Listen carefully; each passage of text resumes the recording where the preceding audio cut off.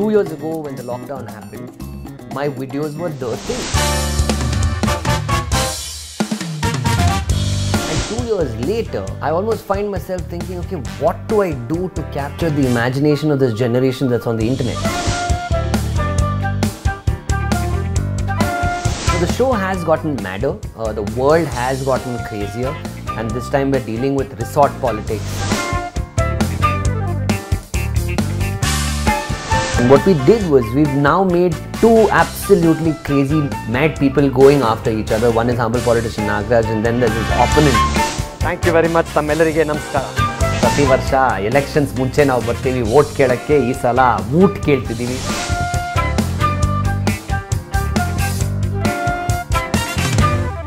Hello everybody, today I have with me our favorite content creator, actor and comedian Danish Seth. Hi Danish, welcome to the show. Thank you very much. It's very sweet of you to say I'm your favorite.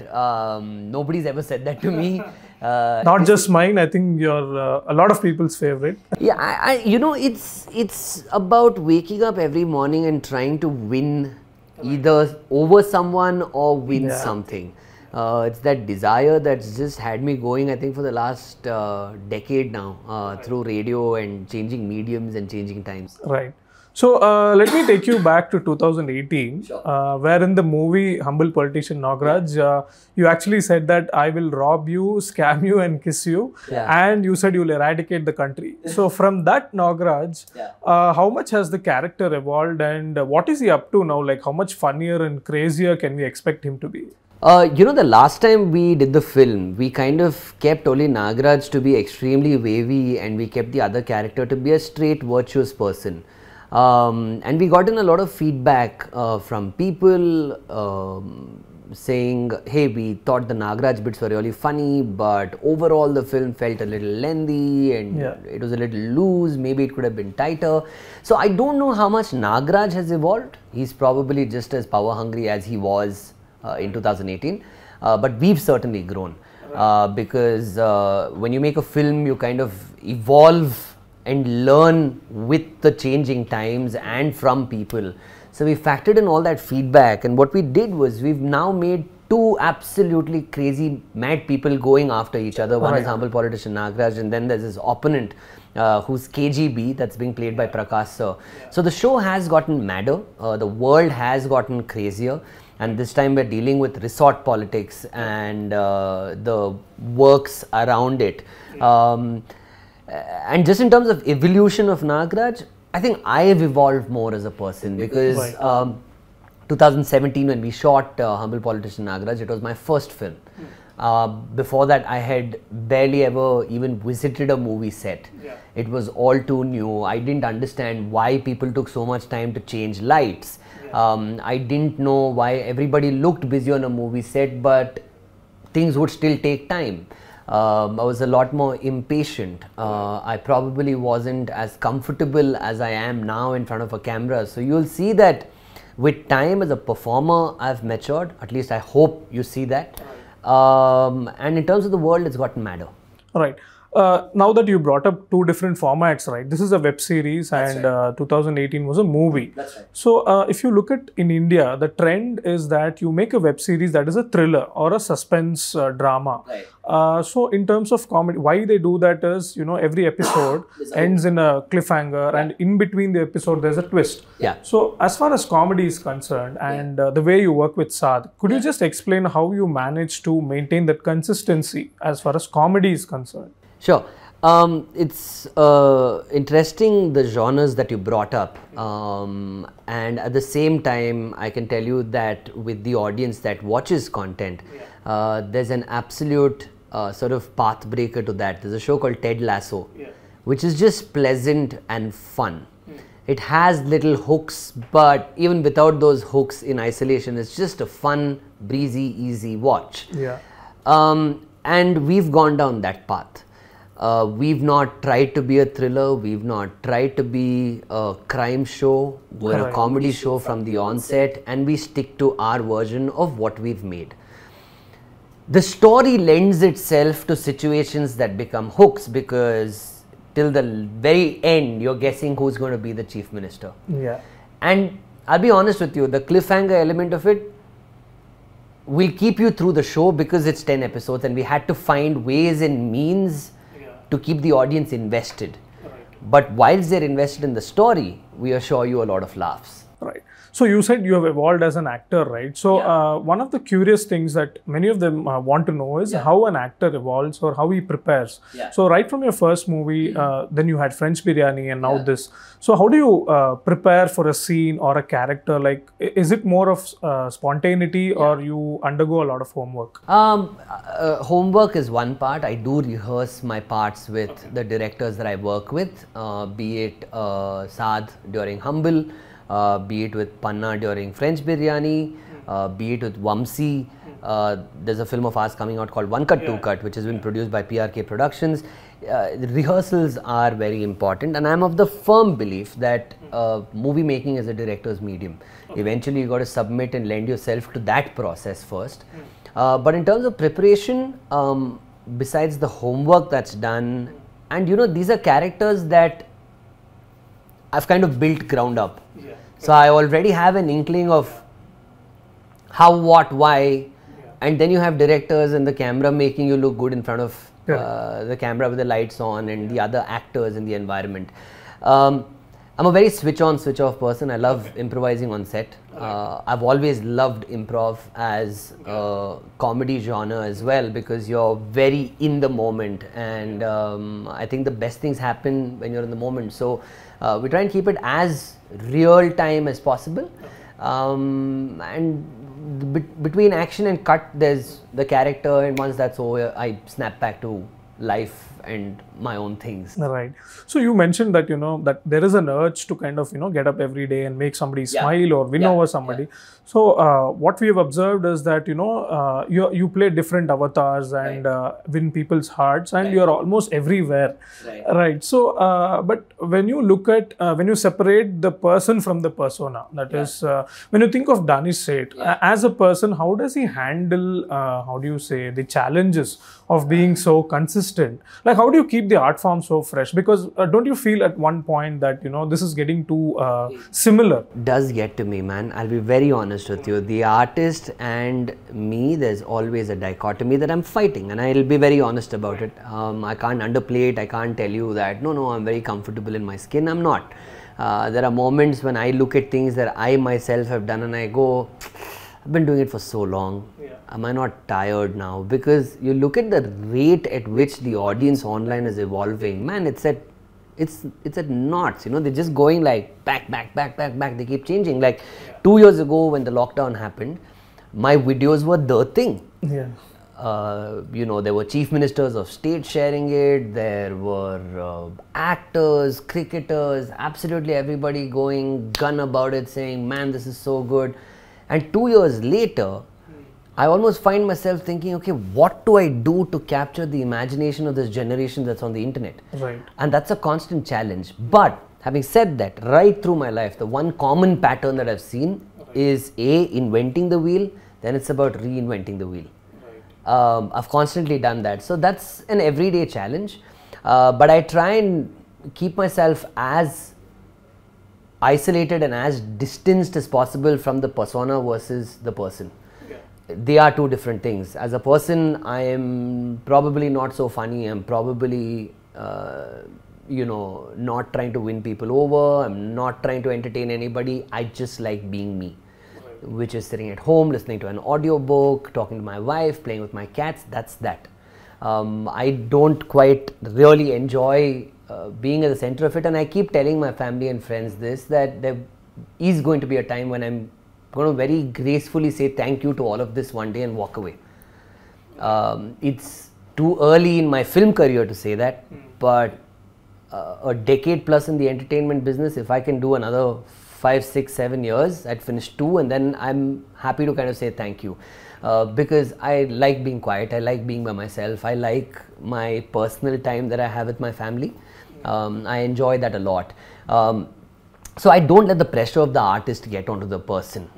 They're two different things, and I've always seen it that way over the last few years. That's a job, it's a profession, you get done with it, and then you got to go back to being yourself, and you look at the beauty, right? I mean, somebody like Mr. Puneet Rajkumar, who's built such a legacy. Every single person on the internet, whether they've met him, they've not met him, they've interacted with him for 5 minutes or I don't know, 5 years, 5 months, 5 generations, they've all gone, man, such a nice guy. What a lovely human being. And I think that's what eventually stays here. This is just a part of what you do. It's like you being a journalist, that's your profession. I'm a content creator, that's my profession. But at the end of that, once that's over, what else? Yeah. So talking about Puneet Rajkumar, right? You worked in his production, French Biryani. So in terms of a model for promoting content-oriented movies or say recognizing fresh talent, what have you observed as to how, what was his dream in terms of this and how does the production house see this? I think what he wanted to do was generate and incentivize newer, younger talent. Out of the many conversations that I've had with him, I remember once asking him, why don't you just invest all this money that you're putting into these smaller boutique films into your own film, because it guarantees you a return, it is bound to be successful, and you don't have to deal with the sort of element of giving us time to sit down, hear our ideas, give us your inputs. You can just do this for yourself. Why us? And he said, listen, it takes one generation to set up another. So his only thing was enjoy yourselves, make films. There are 2 kinds of films. One is the big event films that I've got that covered. Don't worry about that. You guys are making boutique films and you all shouldn't be put under the pressure or the scanner to say, oh, this film now is coming out in the theatres. Oh my God, what is the Friday collection? What is the Saturday collection? It doesn't make, it's not that enjoyable. I've tried that and I did not personally enjoy it. I love this model. You finish the film, it's out on a platform, you promote it, people watch it, there's discoverability. And I think that was his vision. I think he wanted to make the process of filmmaking for younger people more enjoyable. He wanted to be films and not a film industry. You understand what I mean? Because there's the commerce aspect to it. Yes, of course, you know, when you make a film, you've got to be true to the budget. There is a certain amount that's pre-designated and then you stick within the confines and the bounds and the, you know, boundaries there. But he made the process very enjoyable for us. When we went to shoot, we were not thinking about, you know, man, is this scene going to work with some person sitting in some corner of our country. But we just made a film that we enjoyed. We had a blast making it, and I think the last 3 pieces of work that I put out, be it French Biryani, I had a great time. It was great fun working with, you know, the crew and all of them. Be it the series, working with Saad and crew, it was a great time. Be it with One Cut, Two Cut, with Vamsi and the others there.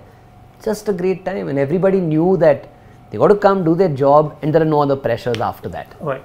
So Danish, in terms of, you know, creating a revolution online, say in the YouTube space or say in a web series space, the Kannada language is kind of playing this, how do you say, like a catching up game, right? We have seen other languages kind of grow in a faster rate. So in the sense that how do we move from the stage of being the underdogs to consistently produce contents that are kind of, you know, like you, like your theme is, you know, be local but go global. Most of your funny sketches or comedy has this concept that is, you know, the current developments are involved, the current affairs, you're aware about it. So how do we mix that and, you know, reach out to more people? You know, I wish I was a subject expert who could kind of you know, give you a prescription and say this is how it's done. To be honest with you, man, every day is a new challenge. I still remember we finished our film and I so happened to be at a coffee shop in Bombay and I bumped into Mr. Sameer Nair, who is the studio head of Applause, the same guys who made Scam 1992, and then they produced this show for us. And in conversation, he brought up the idea and said, hey, why don't you come and work with us on an idea? I saw your film, Humble Politician Nagraj, looks really funny. Why can't we do something and develop it with our team? So I said, sure. And I came back, I called Saad, and then we went back to Bombay. We started discussing with him, his team, and everything else just followed. I don't think there is a dearth of an audience. The audience is more than willing to watch stuff. there is no dearth of creators either. There are some incredibly talented and gifted people who work in the Karnataka film industry. It's just that there needs to be a bridge between the platforms that showcase content and the guys who make content, because the viewers are already there. To give you a fantastic sort of analogy, I was speaking to somebody from Woot Select, and I asked them how come they picked up our show, because it's a show made out of Karnataka, Kannada being the backdrop of it, and then there are other languages, whatever. Said, why did you guys pick it up? And they said a massive part of their audience in the south is from Karnataka. That's incredible, right? Which means to say that people are watching stuff. It's just about us making it, as simple as that. And I don't think we're too far from it, because somebody just has to take a step in that direction. That's all. Like how you did. Yeah, our team did. Yeah, our team did. Like I'll give you a great analogy. At PRK Productions, when I would speak with Mr. Puneet Rajkumar, he would constantly say, "Man, we got to make a series out of here," because he used to love watching international shows, and he would always say, "Let's do it." So I think it's going to take producers, content creators, and platforms to kind of come on the same page. The moment they find themselves on one page, then everything that's a dream will turn into reality. Right. All right, superb. So Danish, to end this, can you just tell all the Deccan Herald followers what to expect from this web series, and what to look forward to in your own Nagraj style? To first answer it by myself, I would say that it's a fun show. It's releasing with Third Wave. And the most important thing is for everybody to stay home and stay safe. It's made with a lot of love. It's sincere, it's honest, and it's funny. So please do watch it. And again, it's all a cycle, right? You watch it, the platform benefits, that again benefits more creators. It's a synergy. We're all in this together. It's symbiotic. So please watch the show, and you don't know, there could be another person who would make content and more shows that follow. Having said that, as Nagraj, I would just say, Tamillarige Namaskara, dear friends. Prati Varsha elections munche ನಾವು ಬರ್ತೀವಿ vote ಕೇಳಕ್ಕೆ. ಈ ಸಲ Woot ಕೇಳ್ತಿದ್ದೀವಿ. So kindly Woot Select and watch my show Humble Politician Nagraj. Fantastic. Thank you, Danish, for your time. So that was Danish Seth, friends. For more such interesting videos, keep watching, reading, and following Deccan Herald. Thank you.